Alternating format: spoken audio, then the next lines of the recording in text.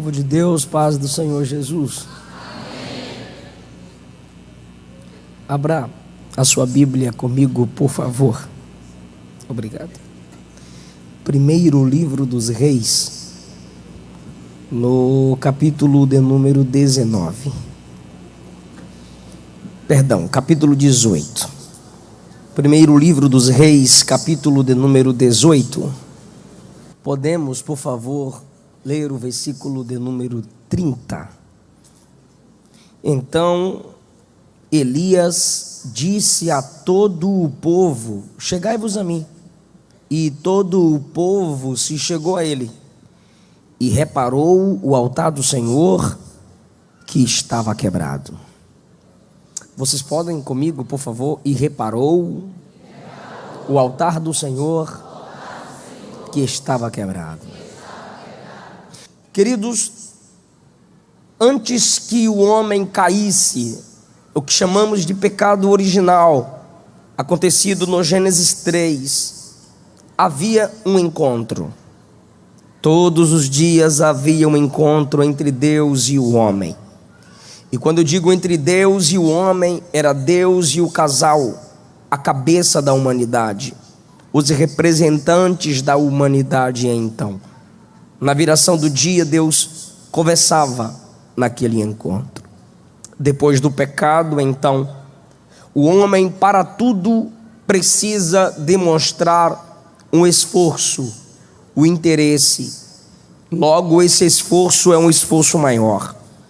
No capítulo 4, os irmãos percebem que há um encontro com Deus, mas esse encontro agora não é tão simples, fácil, como era dentro do jardim. É preciso levantar um altar de pedras, e assim Abel e Caim fazem. Levantam altar, para quê? Para que fosse demarcado um local de culto, para que fosse reconhecido publicamente que aquele ambiente, aquele horário, era um local e um tempo de culto. E nesse tempo de culto, nesse local de culto, acontecia o encontro. Vocês percebem que no encontro, em Gênesis 4, Deus fala com Caim. Por que você está com um semblante descaído? O pecado jaz à porta, cabe você dominá-lo. Se você fizeres bem, será aceito. Se não fizeres, não será. Num próximo encontro, ele mata seu irmão e Deus se encontra com ele. E a Bíblia diz que ele fugiu da face do Senhor. A expressão face é presença. Tinha que levantar um altar, tinha que derramar sangue, pois o derramamento do sangue era uma indicação, uma profecia viva de que, breve, uma vítima inocente morreria no lugar dos culpados. Então cada cordeiro que era oferecido, sangue derramado, apontava para o Cordeiro de Deus que tira o pecado do mundo, Jesus, o inocente morrendo pelos culpados. Você percebe que quando Caim mata Abel, nasce outro filho de Adão e Eva, Sete. De Sete vem Enos, e a Bíblia diz que com Enos se começou a invocar o nome do Senhor. Perceba que o texto não diz que Enos começou a invocar. O texto diz que com Enos se começou a invocar. Isso quer dizer que através dele houve um avivamento geral. As pessoas começaram a levantar altar e invocar o nome do Senhor, estabelecendo assim um ambiente de culto. E aquele ambiente de culto, através da simplicidade dos nossos pais na fé, que biblicamente falando são chamados de pais ou patriarcas ancestrais, era simples, um amontoado de pedras, e ali eles ofereciam um culto a Deus naquele local. Ou seja, um ambiente em que se era reconhecido publicamente como um lugar de culto, logo lugar de encontro. Aí vem, depois de Enos, a geração que invoca o nome do Senhor. Nós temos Noé, que quando sai da arca, diz o texto, Gênesis 9, Gênesis 8 e 9, que quando ele sai da arca, ele levanta um altar.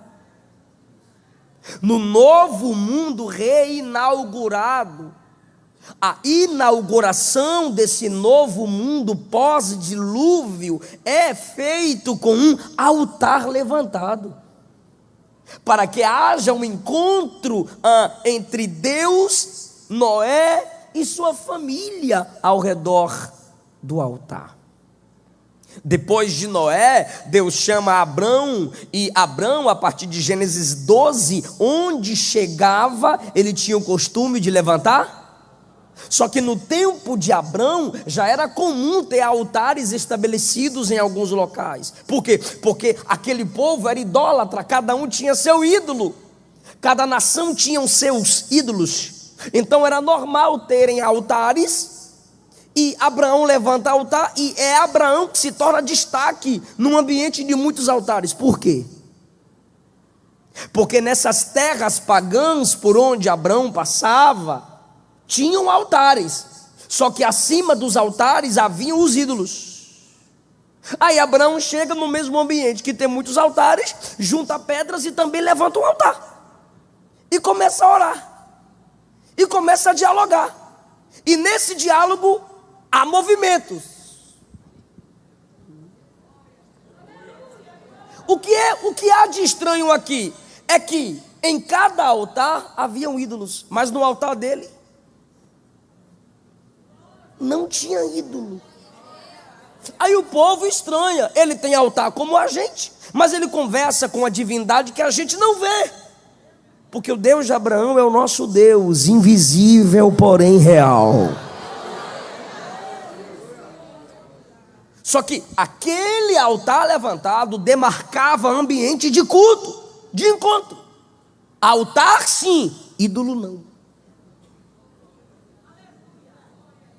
Lembra que no 12, quando ele desce ao Egito e volta no início do 13, diz a Bíblia, e ele voltou para o local do altar, onde havia invocado o nome do Senhor. Por quê? Porque o altar levantado de pedras era um memorial, era um local demarcado, aqui é lugar de culto, é um ambiente de encontro memorial.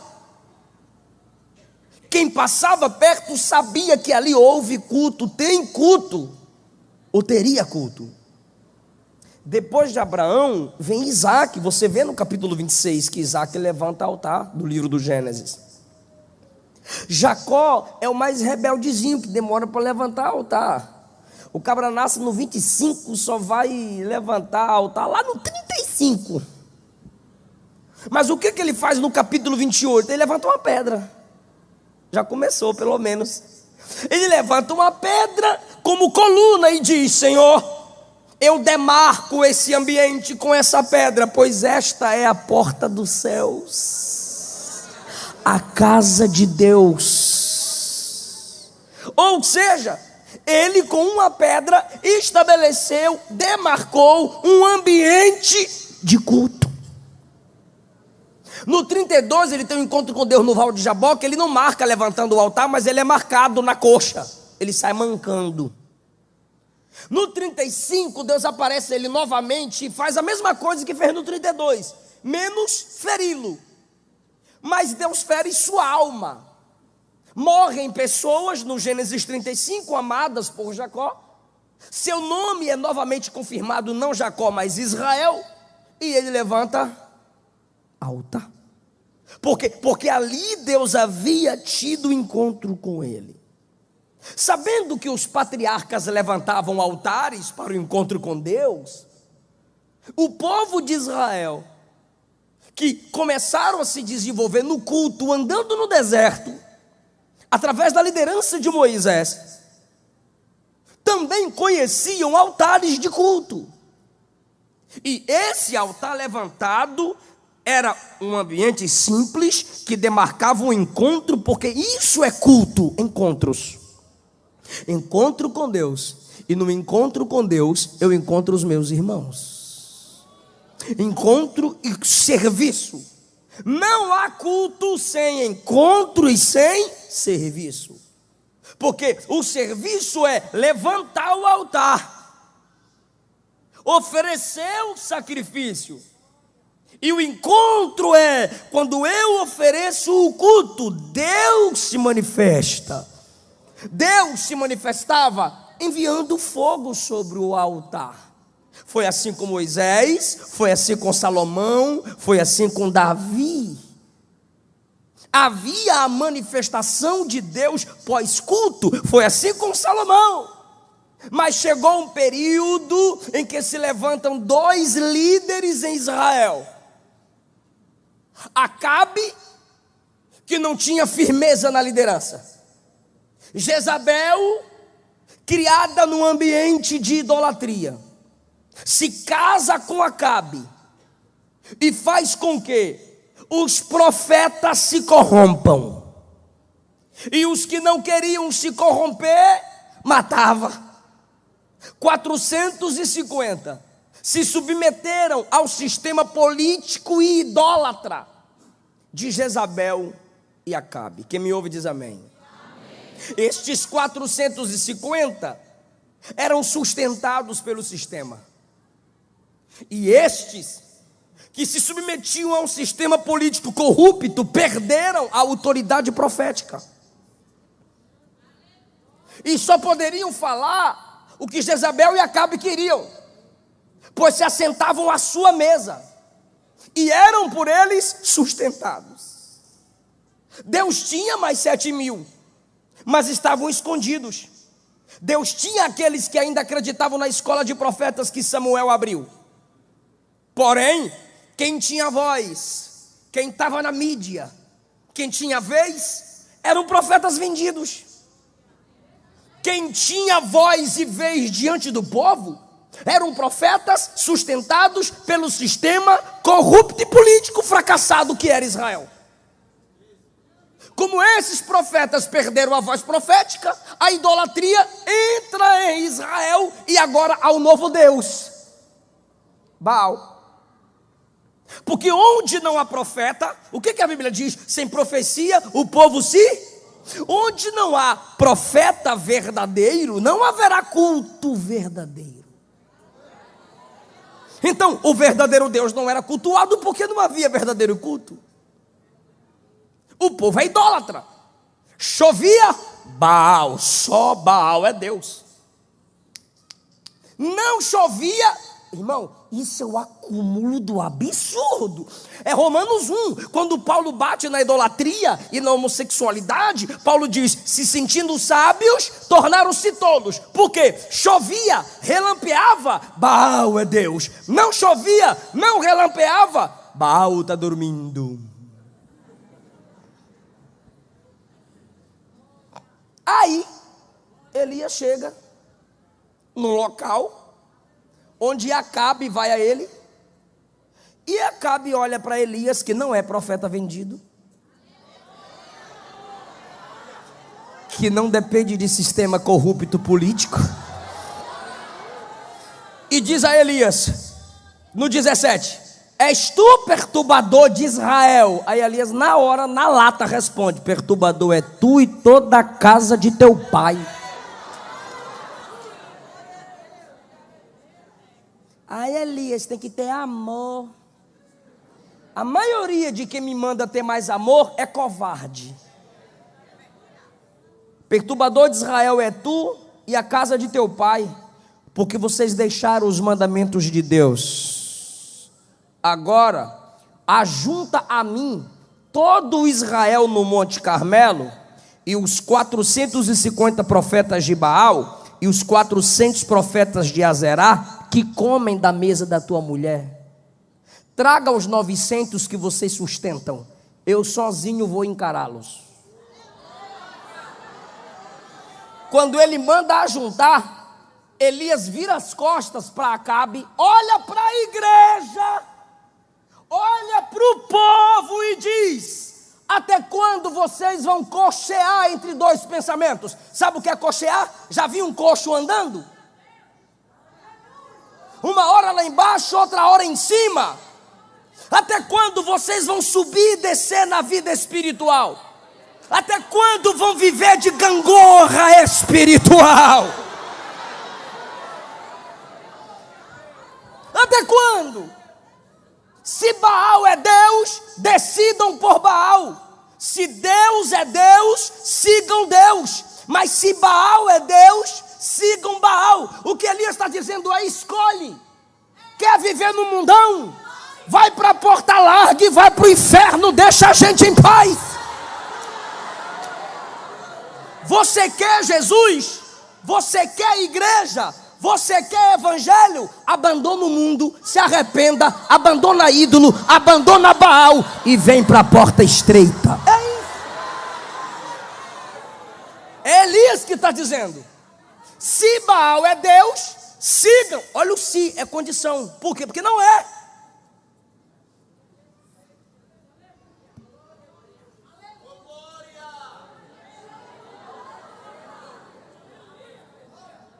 E ele está falando é para o povo de Deus, tá?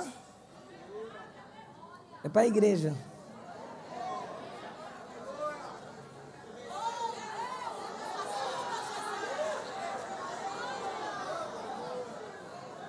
É por isso que aí os net crentes aí no YouTube, né?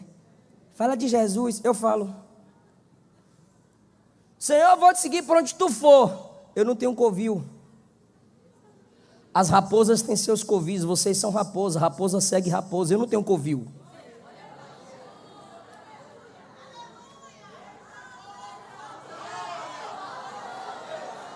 Porque tem gente que quer servir a Jesus pensando que Jesus é raposa.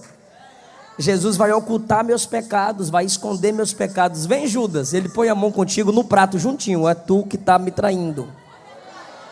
Vem Ananias e Safira, por que vocês mentiram ao Espírito Santo? Você quer que eu fale de Jesus? Eu falo. Quem quiser me seguir, negue a si mesmo. Tome sua cruz e venha atrás de mim. Quem vai na frente sou eu.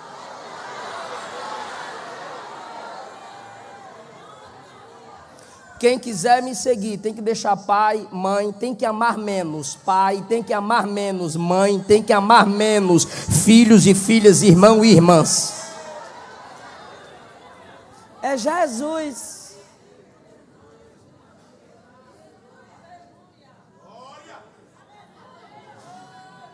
Elias olha para o povo e diz: só eu fiquei por profeta do Senhor, porque ele ainda não tinha ouvido Deus na caverna. Deus disse na caverna que Deus tinha mais quantos? Pode falar 7.000. Deus tinha mais quantos? Só que ele não sabe. Se ele não sabe, não é mentira, é a verdade que ele sabe. Só eu fiquei por profeta. E os profetas de Baal são 450. Os de Azera ele vê depois, ele manda matar. Mas os de Baal são 450.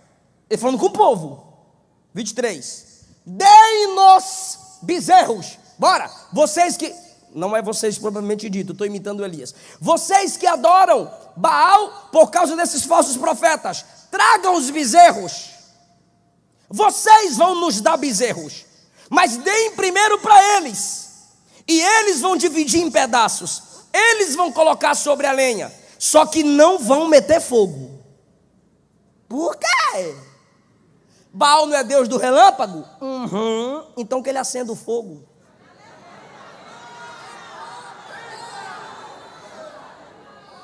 Aquele que responder com fogo é Deus. Sabe o que ele está nos ensinando, pastores? Faça o culto, mas não manipule. Prepare o altar, mas não manipule. Se ele quiser acender o fogo, ele acende. Se ele quiser fazer, ele faz. Porque tem gente que prepara o culto, mas quer manipular o culto. Você viu o irmão lendo os agradecimentos aqui? Cadê você? Quem foi? Para não dizer que a gente está inventando testemunho. Não manipule o culto. Já viu aqueles pregadores que não tem ninguém chorando? Tá chorando, mentira, a irmã tá coçando um mosquito que entrou no zóio. Não manipule. Se você manipular, a adoração é falsa. Se a adoração é falsa, Deus não está nela, porque Ele é verdadeiro. Não acenda o fogo, deixe que Deus acende. Se Baal é Deus, Ele vai responder com fogo o culto que vocês vão dar. Se Deus é Deus, Ele vai responder com fogo o culto que eu darei a Ele. Irmão, porque se Deus recebe o culto, não tem jeito. Isso aqui não é invencionista de pentecostal. Se Deus recebe o culto, Ele responde. Eu não estou dizendo resposta de oração, eu estou dizendo resposta de culto. Se Ele aceita o culto, a gente sente. Mas quando o céu está travado, não se engane não, tu também sente. Tu sabe que não subiu, tu sabe.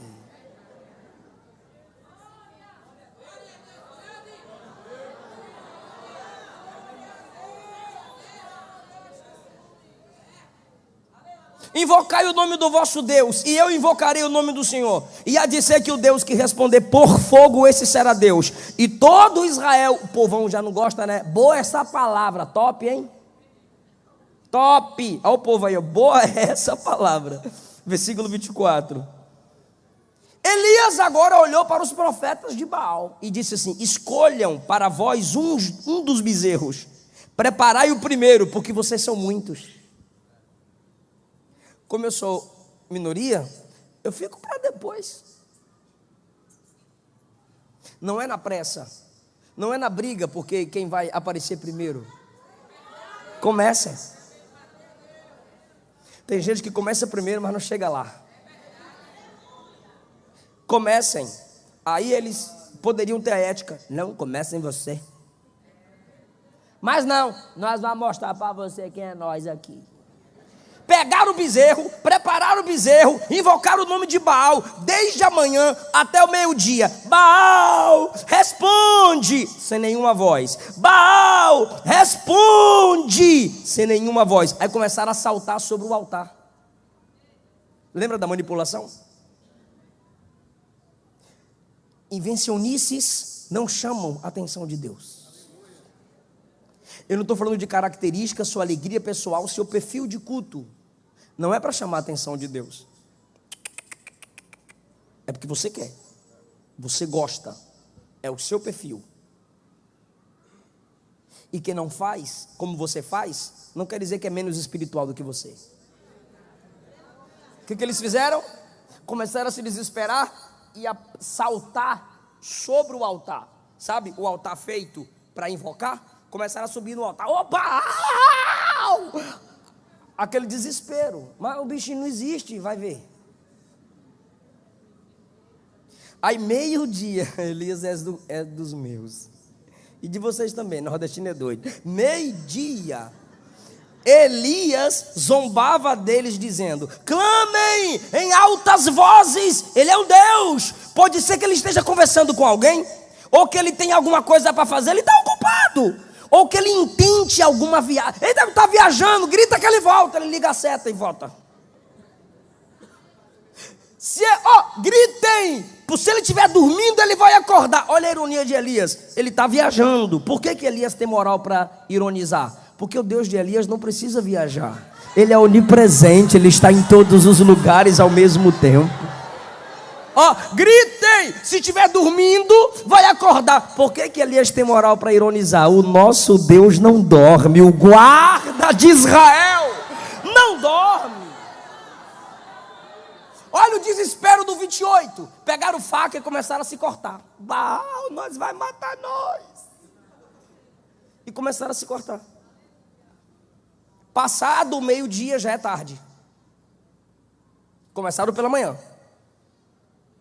Passado o meio-dia, profetizaram. Estão manipulando, irmão. Começaram a profetizar. Porém não houve nem voz, nem resposta, nem atenção. Aí Elias chegou à tarde. Não houve nada, Elias disse: cheguem-se a mim. É minha vez. É o meu culto. Talvez você esteja pensando, pastor, o que isso tem a ver com a minha vida? De agora para o final. Elias olha para o povo e disse: cheguem a mim, versículo 30. E o povo veio a ele. Quando o povo veio a ele, ele reparou o altar do Senhor que estava quebrado.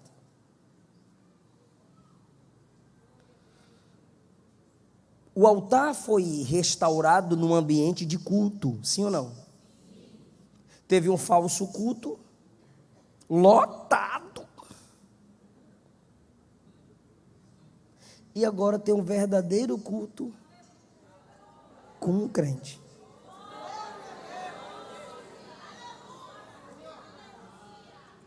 O falso culto que começou primeiro, durou muito tempo, lotado de falsos crentes, não teve nenhuma resposta.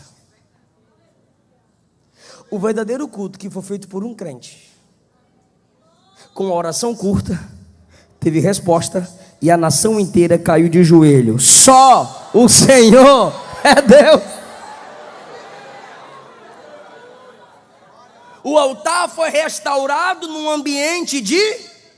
Todos nós sabemos que nós precisamos ter encontros com Deus.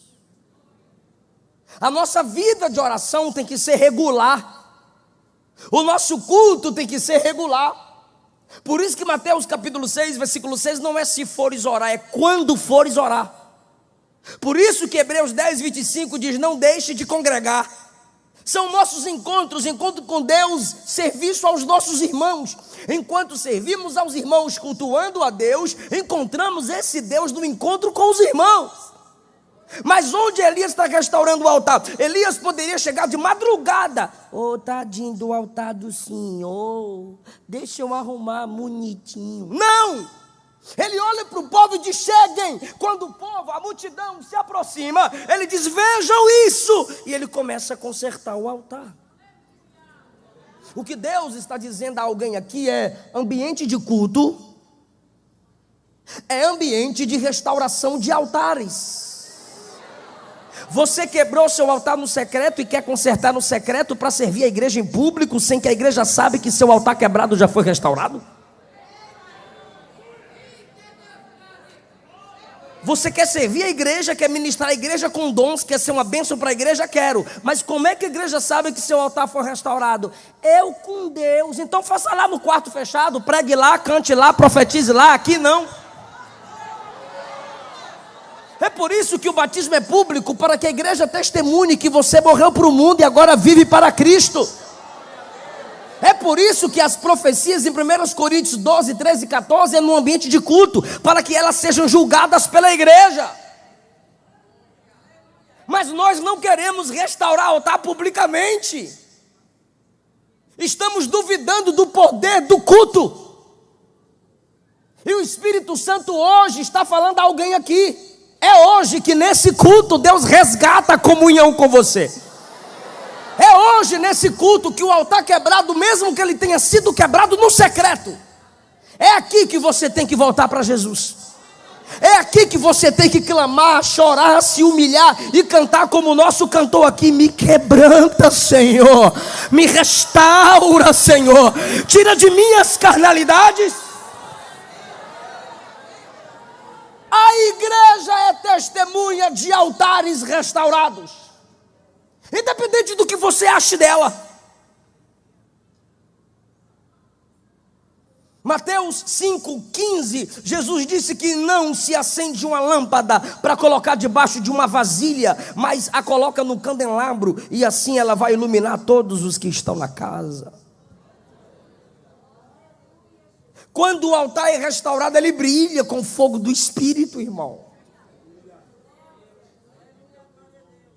Todos sabiam que o altar estava quebrado.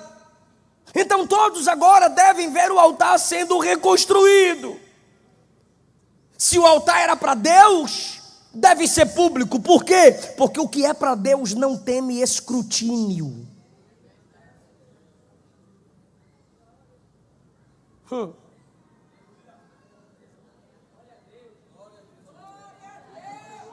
A gente canta: quebra a minha vida. Imagine Deus chegando com a marreta perto de tu. Posso? Tu vai dizer, tem misericórdia. Você deve ter cuidado com o que você fala e canta publicamente, irmão. Você sabia que na época do Iluminismo, o que fechou as igrejas na Alemanha foram músicas sentimentais? Porque o Iluminismo, junto à teologia liberal, dizia, o que importa é o que você sente. E cada um queria cantar no culto o que sentia.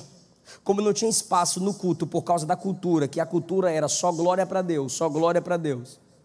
A cultura era essa, e não tinha espaço para cada um cantar o que sentia, começaram a ficar em casa para cantar o que sentia. E tem muita gente aumentando o seu nível de depressão porque fica simplesmente cantando aquilo que está sentindo, ou conforme o que está sentindo.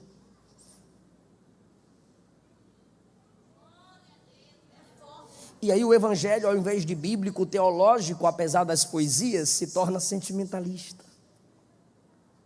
Não há mais confissão de pecado, não há mais arrependimento. O que importa é como eu estou me sentindo agora, o que gerou esse tipo de sentimento em você. E nós temos medo do escrutínio, nós temos medo dos olhares, nós temos medo das perguntas.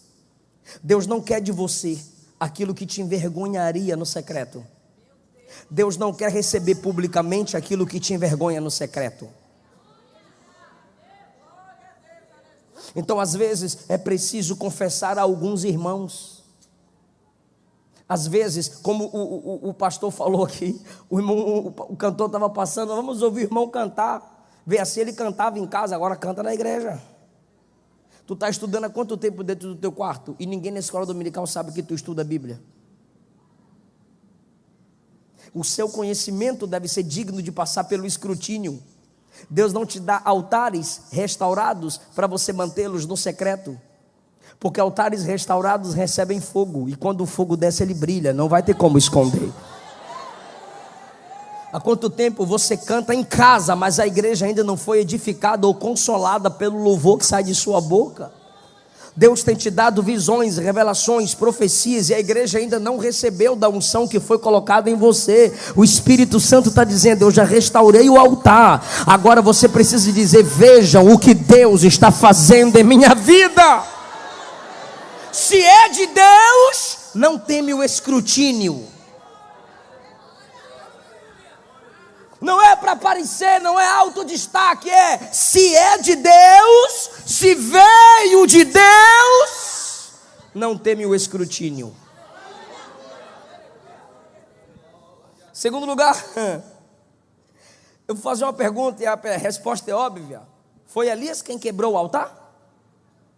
Pode responder mais alto? Foi Elias quem quebrou o altar? Mas quem restaurou? Mas não foi ele que quebrou.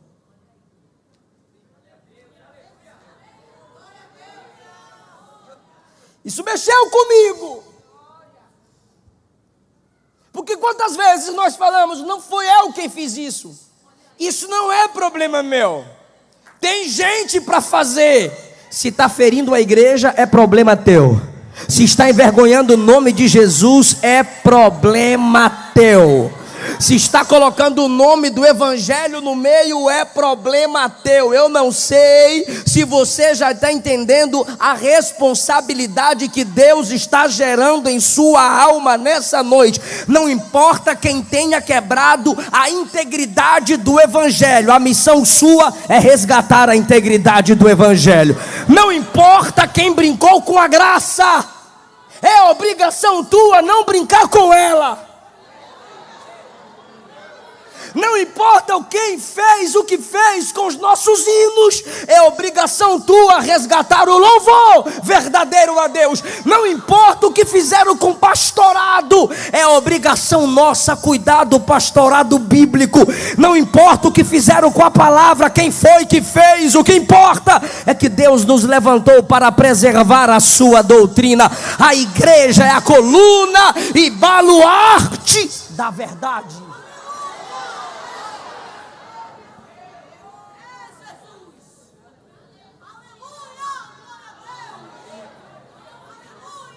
Eu estou orando para Deus levantar alguém. Deus não vai te responder. Por quê, pastor? Porque se você for capaz de discernir o problema,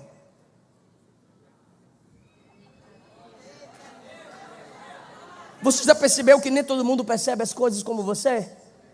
O culto está frio, tem gente dormindo. O cara não está pregando nada e tem crente. Eita Deus, manto. E você diz, meu Deus, não tem nada de Bíblia nisso. Está percebendo que você se incomoda e outros não? A profecia é totalmente mentirosa e tem gente, amém, é manto, é mentira. Mas por que você percebeu e o outro não? Porque o restaurador de altar é você. Quem tem que corrigir é você. Agora, em nome de Jesus, imagine Elias chegando perto do altar. Olha que altar quebrado, hein, gente? Eu me escondi no ribeiro um tempinho e vocês deixaram o altar desse jeito? Que crentalhada é vocês, hein? Preguiçosos. Olha o altar todo quebrado, irmão. Vê o altar quebrado e reclamar do altar quebrado sem fazer nada pelo altar que está quebrado não te torna diferente de quem quebrou o altar. Pior, te torna um fofoqueiro que só sabe os problemas do altar. Pelo amor de Deus.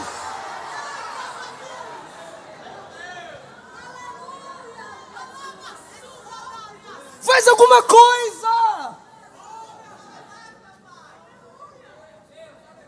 Os falsos profetas estão na internet. Deixa eu ver seu Instagram. Quando eu chego no Instagram, sua foto é de biquinho. Vira macho.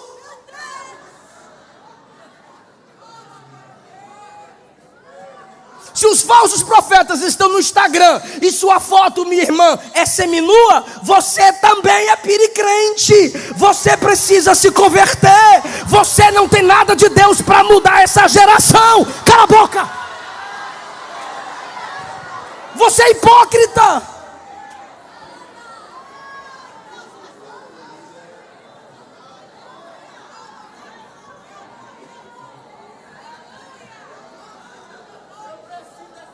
Nossa, que culto ruim. Quantos hinos você preparou bom para cantar? Nossa, a banda tá tudo desafinado. Quantas cordas você já deu para os instrumentos? Nossa, o meu pastor lá está pregando uma mensagem muito fraca. Você já deu quantos cursos teológicos para ele? Quantos comentários bíblicos você já deu? Um lex, um curso de hermenêutica, exegese, quantos? Ah, nem sei que é isso, pastor. Então cala a boca que você não entende de pregação. Falar do altar quebrado sem fazer nada para arrumá-lo te torna hipócrita. Ah, mas eu falo no Facebook. E desde quando o Facebook é certificado de conclusão teológica? Desde quando o Facebook é altar para pregador de verdade? Irmão, tem pregador no Face, mas tem pregador do Face.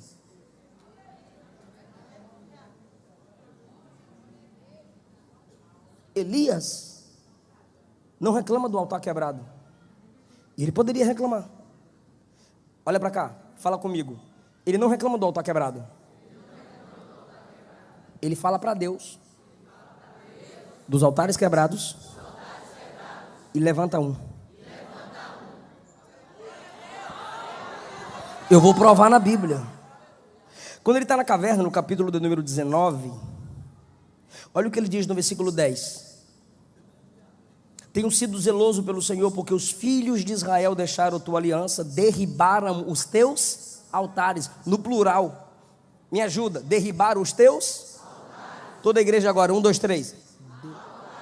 Todo, derribaram os teus altares. 1, 2, 3. Ele está falando para quem? Não me estressa. Ele está falando para quem? Para Deus ele diz, quebraram os altares, mas diante do povo ele não reclama, ele levanta.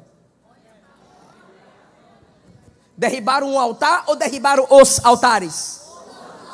Ele deu conta de levantar todos? Ele deu conta de levantar todos?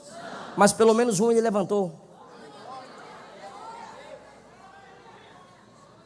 Eu sei que você não pode consertar tudo. Eu sei que tem muita coisa que te incomoda e você não pode mudar tudo. Mas alguma coisa você pode fazer. Não, pastor, eu não tenho um dom. Mentira, você não tem a coragem. Não, pastor, eu não tenho um dom. Mentira, você não tem a disposição. Aqui ninguém é tão cheio que tenha tudo, e ninguém é tão vazio que não tenha nada. Se o Espírito de Deus habita em você, você tem capacidade para fazer alguma coisa no reino.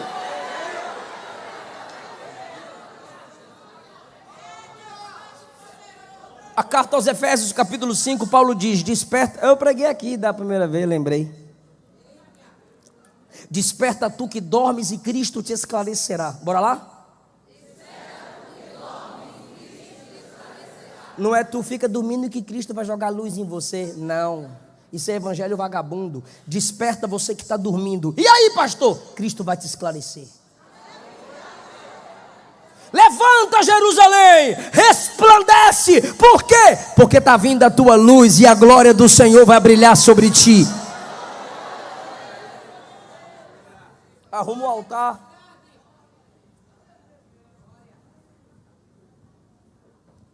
Essa é forte. Os profetas cultuaram? Sim ou não? De modo falso, mas sim, sim ou não? Fizeram culto? Tinha altar?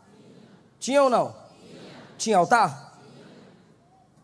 Tinha altar? Não seria mais fácil Elias falar: licença, deixa eu usar, agora eu vou levantar, quer dizer, eu vou oferecer o culto porque o altar já está? Pronto, uai. Ganha tempo, Elias, lá que você beija, rapaz. Seja inteligente, rapaz, o altar está pronto, rapaz.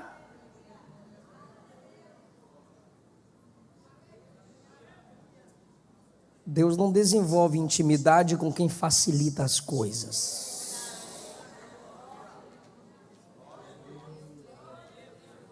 O altar estava pronto, mas ele preferiu reparar o altar do... Peraí, ele reparou o altar do... Então isso quer dizer que apesar de ser altar, o outro altar não era do...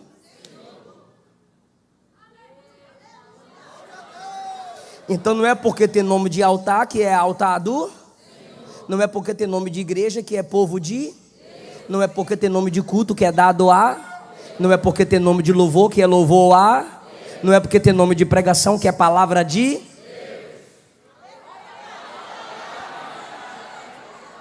Sabe o que é mais lindo, perfeito, completo? E se prepare para dar um glória lindo.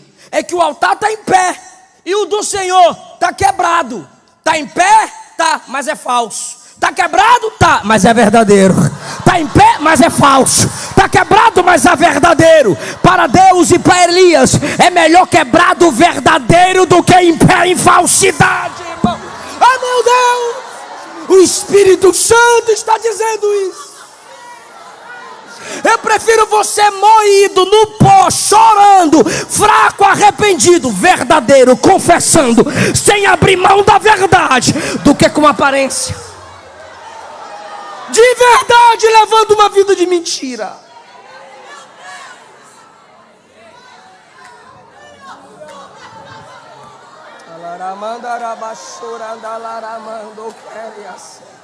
Eu sei que é mais difícil, mas é verdadeiro. É melhor a dificuldade com a verdade do que a facilidade sem ela. Lembra do Salmo 51? Fala comigo, Deus, tu amas. Para de graça, Deus, tu amas a verdade no íntimo. Diga verdadeiro. Agora diga, um coração quebrantado o Senhor não rejeita. Diga quebrado.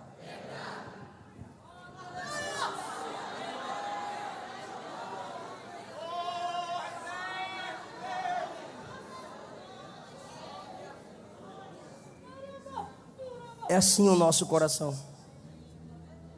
Hoje nós não temos mais altar de pedra. Nós, assembleanos, chamamos o púlpito de altar.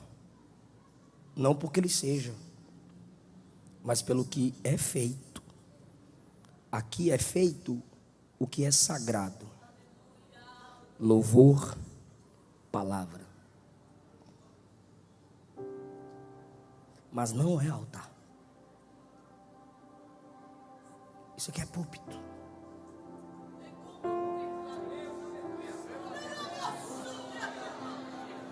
Em Cristo as coisas foram ressignificadas.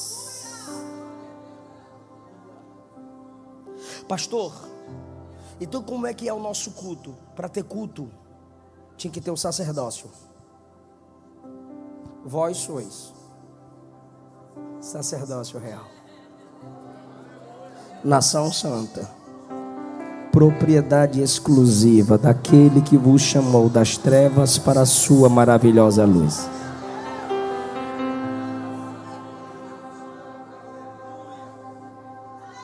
Pastor, aqui está o sacerdócio. E o culto é feito como? A oferta qual é? Hebreus 10. O fruto dos lábios que confessam o nome dele. Qualquer música que não confesse o nome de Jesus, não chame o nome de Jesus, não invoque o nome de Jesus, não declare o nome de Jesus, é música, poesia, louvor nunca. Porque a Bíblia diz que o louvor é o fruto do lábio que confessa o nome dele. Tá, pastor, aqui tem um sacerdócio e tem a oferta. E o altar? Cristo. Temos esse altar, não onde os sacerdotes comem, mas um altar através do qual invocamos o nome do Pai, Jesus, Hebreus 10. Isso quer dizer que nele as coisas foram ressignificadas. Assim como Elias tem que adorar através do altar, a igreja só consegue adorar através de Cristo. Assim como Elias se põe diante do altar para que Deus responda a oração dele, pois o altar era o ambiente de onde Deus recebia o culto e por onde Deus enviava a resposta. Cristo é o caminho por onde nós nos aproximamos do Pai e através de quem a resposta do Pai chega até nós. Sem Jesus, você não é adorador. Faça campanha e creia que Deus faz. Mas você não é salva em Cristo. Você não é salvo em Cristo se Cristo não é o seu altar.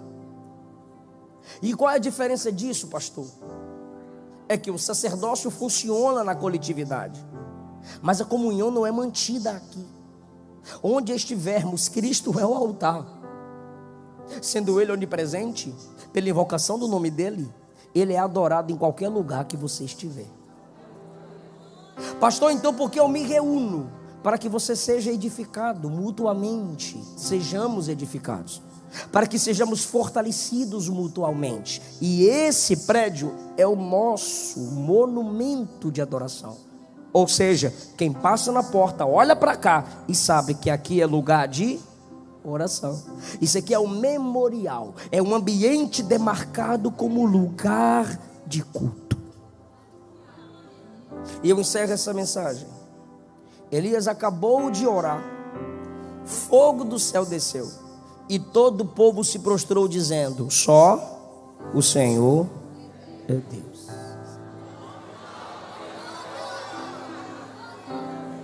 Abriram mão de Baal e vieram servir o verdadeiro Deus.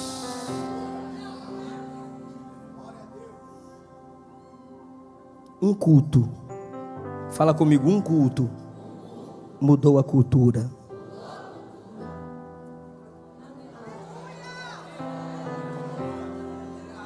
Em nenhum momento eu pedi para você dar glória a Jesus. Não precisa, vocês são pentecostais vivos. Mas você pode falar a alguém, diga: o seu culto muda a cultura.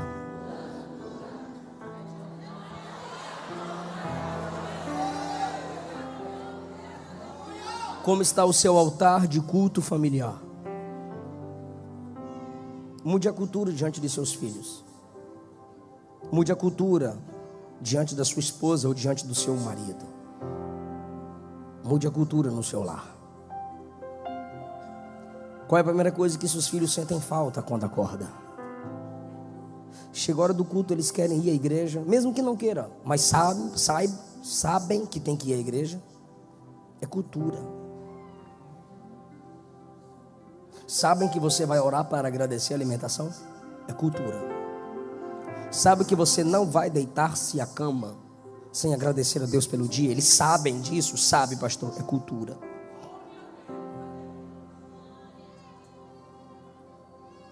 O culto muda a cultura.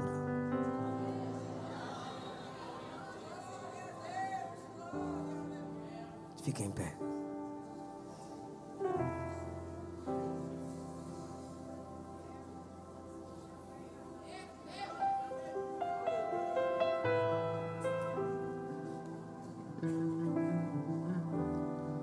Feche os olhos comigo. Senhor Jesus, obrigado pela sua palavra. Tem gente aqui que está com desejo de te sentir mais. Tem gente aqui que está clamando mais pela sua presença. Tem gente aqui que acredita que o Senhor, de modo visível, pode agir, intervir e fazer o impossível. Perdoa-nos, ó Pai, porque nosso altar está quebrado. Perdoa-nos porque às vezes vemos o altar quebrado e não fazemos nada para consertá-lo. Mas hoje o Senhor está nos dando armas, preparo, capacidade para isso. Como o Senhor levantou Elias, o Senhor está levantando essa igreja. Como o Senhor fez aquele povo voltar e se arrepender, o Senhor pode fazer hoje. Quem não ora mais, voltar a orar. Quem não medita mais nas escrituras sagradas, voltar a meditar. Porque se o Senhor não fizer, a gente não consegue. Restaura nossos altares. O Elias de Deus não está aqui, mas o Deus de Elias está. E em Cristo, o que foi quebrado, para a glória de Deus, pode ser restaurado hoje. Amém. Eu quero saber se em nosso meio há alguém que quebrou seu altar, se afastou do Evangelho, mas quer voltar para Jesus hoje. Ou você que nunca reconheceu publicamente Jesus, nunca confessou Jesus como seu único Senhor e Salvador, mas hoje você quer restaurar o altar publicamente. Eu quero orar por você, aqui na frente. Você que se afastou do Evangelho, mas quer voltar para papai hoje. Ou você que nunca confessou Jesus como seu único Senhor e Salvador, mas hoje você quer. Você está sentindo que Ele está te chamando. Você está sentindo que Ele está te chamando. O Espírito está te dizendo: vem filho, vem filha. Eu vou mudar a sua vida. Eu vou restaurar seu coração. Eu vou escrever o seu nome no livro da vida. Está vindo a primeira pessoa para Jesus. A igreja está te esperando. Onde está a segunda pessoa para papai?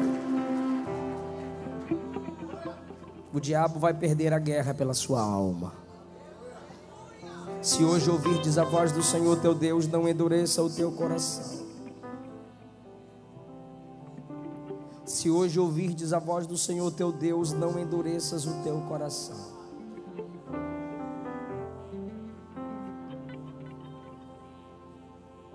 Onde está mais alguém que queira receber Cristo como seu único Senhor e Salvador hoje? Ele perdoa você. Ele apaga o seu passado e escreve uma nova história para a sua vida.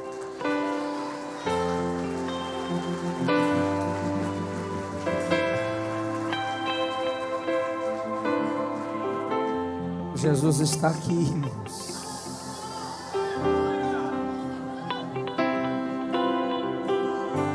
Todas as ruínas da sua vida espiritual são lançadas fora. E Jesus fortalece a comunhão contigo hoje. Toca, Espírito Santo, na alma desse homem. Toca, Espírito Santo, na alma dessa mulher. Vem para papai. E conhecereis a verdade vos libertará. Se pois o Filho vos libertar, verdadeiramente sereis livres. Crendo com o teu coração e confessando com a tua boca que o Cristo ressuscitado dentre os mortos é o Senhor, serás salvo. Quem nega o Filho de Deus não tem o Pai, mas aquele que confessa o Filho, esse tem o Pai. Jesus disse: aquele que me negar diante dos homens, eu também vou negá-lo diante dos anjos. Mas aquele que confessar meu nome diante dos homens, eu confesso o seu nome diante dos anjos, diante do meu Pai.